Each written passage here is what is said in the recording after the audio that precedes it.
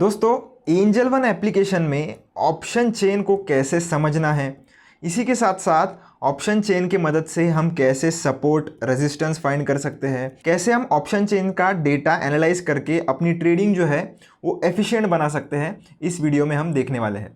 अब दोस्तों, काफ़ी लोग ऑप्शंस ट्रेड तो कर लेते हैं पर उनको ये ही नहीं पता होता है कि हम ऑप्शन चेन को कैसे हम ट्रेडिंग में इस्तेमाल कर सकते हैं।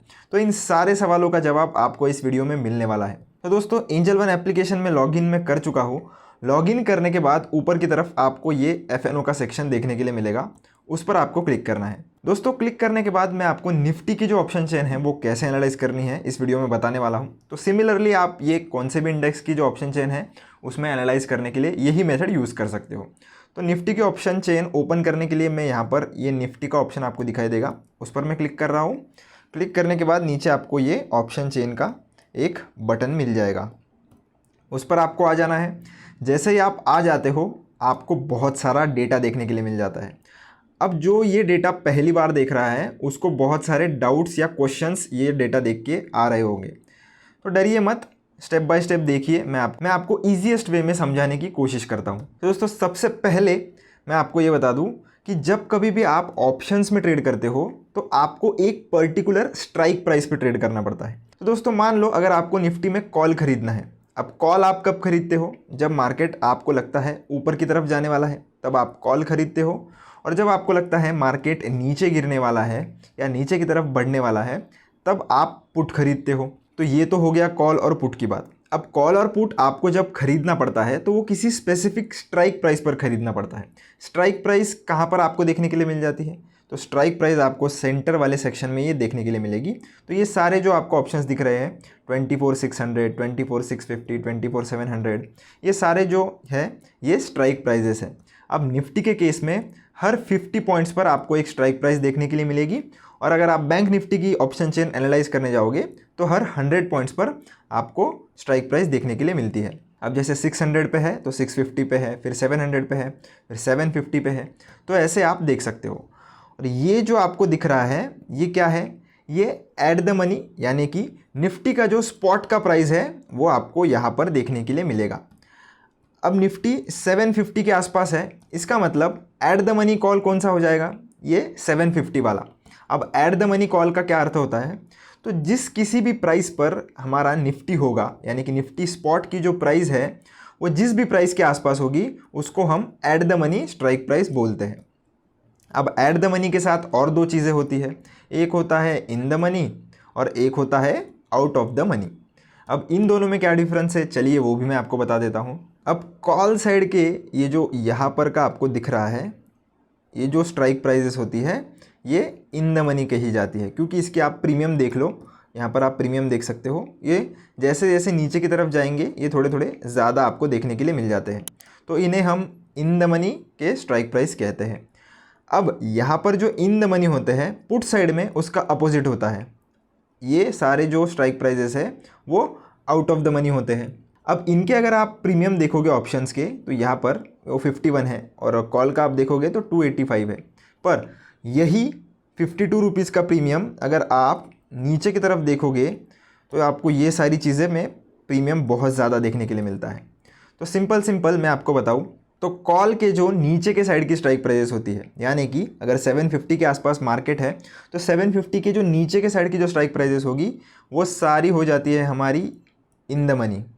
और पुट की जो स्ट्राइक प्राइजेस होती है वो जो भी ऊपर की तरफ होती है, यानी कि 24,750 पे अगर मार्केट है तो 24,750 के ऊपर की जितनी भी स्ट्राइक प्राइजेस होगी उनका पुट जो होगा वो इन द मनी हो जाता है, और पुट जो नीचे की तरफ के स्ट्राइक प्राइजेस है वो आउट ऑफ द मनी हो जाते हैं। और सिमिलरली जो कॉल के ऊपर की तरफ की स्ट्राइक प्राइजेस है वो आउट ऑफ द मनी हो जाते हैं। अब इन द मनी में आपको हमेशा प्रीमियम ज़्यादा देखने के लिए मिलेगा, और आउट ऑफ द मनी में आपको प्रीमियम जो है वो हमेशा कंपैरेटिवली कम देखने के लिए मिलता है। अब आशा करता हूँ आपको ATM, ITM और OTM में डिफरेंस समझ में आ गया होगा।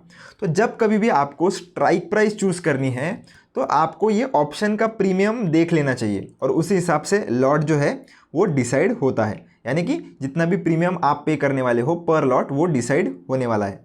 तो अगर आपके पास कम कैपिटल है तो आप ट्राई कर सकते हो आउट ऑफ द मनी के ऑप्शंस के साथ ट्रेड करना, पर ध्यान रहे आउट ऑफ द मनी जो ऑप्शंस होते हैं दोस्तों वो जल्दी डीके होते हैं। डीके यानी क्या? अब ऑप्शन ग्रीक्स नाम की भी एक चीज़ होती है, यहाँ पर आपको एक ग्रीक्स नाम का ऑप्शन मिलेगा। तो ग्रीक्स नाम की भी एक चीज़ होती है जिसके ऊपर ऑप्शन के जो प्राइजेस है वो फ्लक्चुएट करते हैं। अब इसमें आपको थीटा दिख रहा होगा। अब ये जो थीटा नाम का ग्रीक जो है वो क्या करता है, आपका जो ऑप्शन का प्रीमियम होता है उसे डीके करता है टाइम के साथ साथ। यानी कि अगर मार्केट 750 पर ही रह गई और आपने अगर पुट खरीद के रखा है या कॉल भी खरीद के रखा है और मार्केट ऊपर नहीं जा रही, तो कॉल का प्रीमियम भी डीके होगा, और सिर्फ 750 पर ही है, नीचे भी नहीं गिर रही, तो फिर पुट का प्रीमियम भी डीके होगा।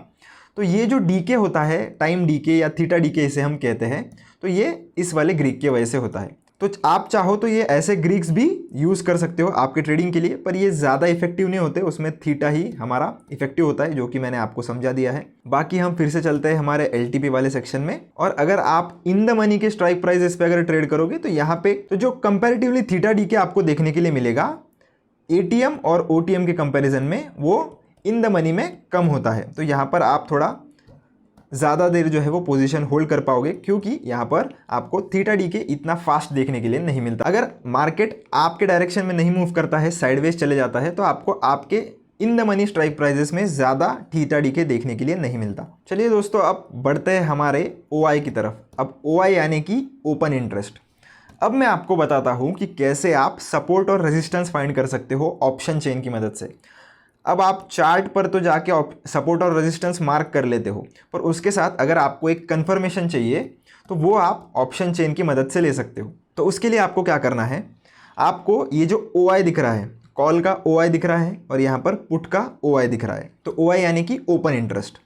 अब जो ऑप्शन चेन होती है दोस्तों, वो हमेशा हमें सेलर्स के पर्सपेक्टिव से देखनी होती है, बायर्स के पर्सपेक्टिव से नहीं देखनी होती। तो आपको ये पॉइंट नोट करना है कि हमें सेलर्स के पर्सपेक्टिव से ऑप्शन चेन पढ़नी है। अब ये जो आपको ओपन इंटरेस्ट दिख रहा है, ओपन इंटरेस्ट मतलब क्या कि इतनी सारी ओपन कॉन्ट्रैक्ट्स अभी मार्केट में अवेलेबल है। अब जाहिर सी बात है, अगर ये पोजीशन ओपन है यानी कि क्या है, एक सेलर अवेलेबल है और उसी के सामने एक बायर अवेलेबल है, यानी कि इतने ओपन कॉन्ट्रैक्ट्स हैं।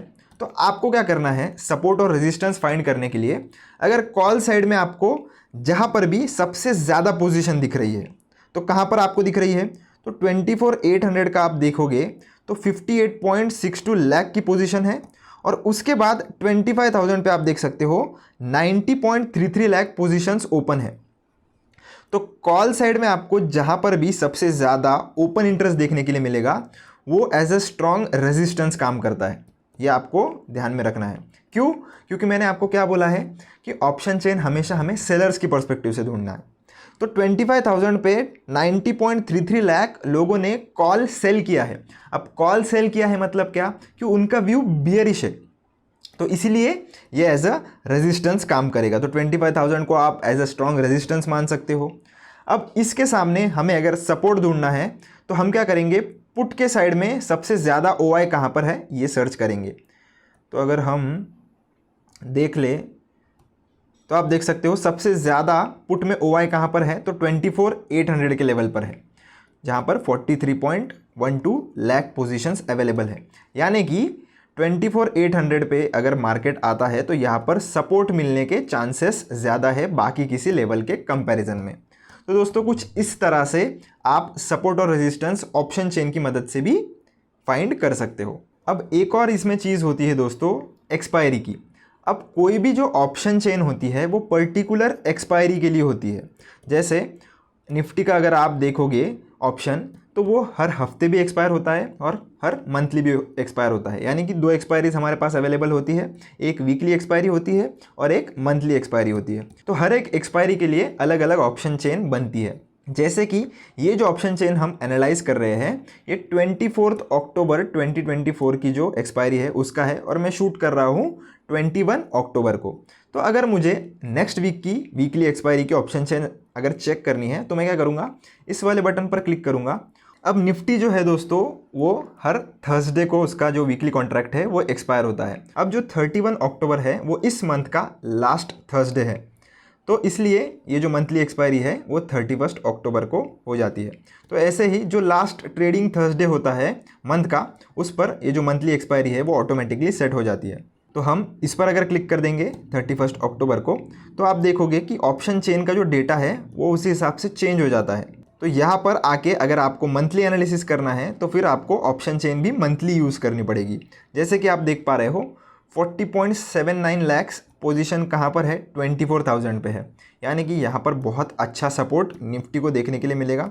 और रेजिस्टेंस अगर हम देखें तो सीधा है 25,000 पर, और यहाँ पर इमीडिएट सपोर्ट हमें कहाँ पर देखने के लिए मिल रहा है, 14.96 लाख यहाँ पर, और यहाँ पर भी अच्छी खासी पोजीशन है। यानी कि आप देख सकते हो कि 25,000 पर कॉल सेलर्स भी अवेलेबल है और पुट सेलर्स भी अवेलेबल है, यानी कि 25,000 के लेवल पर बहुत ही अच्छी फाइट चल रही है।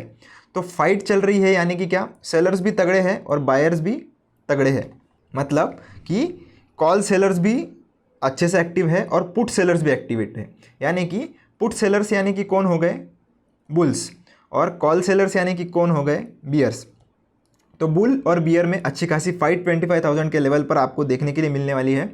और जिस भी तरफ फिर प्राइस निकलता है, तो दोस्तों जिस भी तरफ प्राइस निकल जाता है, यानी कि 25,000 अगर क्रॉस हो गया, तो ये वाली जो पोजीशंस है वो, मतलब ये वाली जो पोजीशन जिन्होंने लेकर रखी थी जो कि बुलिश थे, वो जीत जाएंगे। और फिर आपको ये जो पोजीशंस है वो स्क्वायर ऑफ होते हुए दिखेगी और मार्केट फिर तेज़ी से ऊपर की तरफ जाता है। तो दोस्तों कुछ इस प्रकार जो है वो आप ऑप्शन चेन का एनालिसिस कर सकते हो।